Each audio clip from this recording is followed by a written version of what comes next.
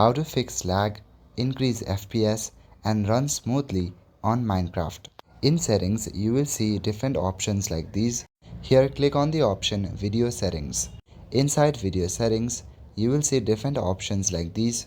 Select the option Graphics and make sure that it stays at Fast. After setting up graphics at Fast, make sure to set the render distance at 7 chunks. Scroll down within Video Settings and you will see the Clouds option. Click on the Clouds option once to turn that off. Right below the Clouds option, there is the option called Particles. Click on the Particles option to set that to Decreased.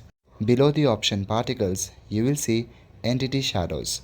Turn this option to.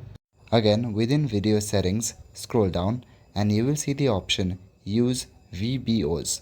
Click on it to turn it off. Now go to the top and find the option Smooth Lighting. Turn off Smooth Lighting option. Now click on the Done option at the bottom.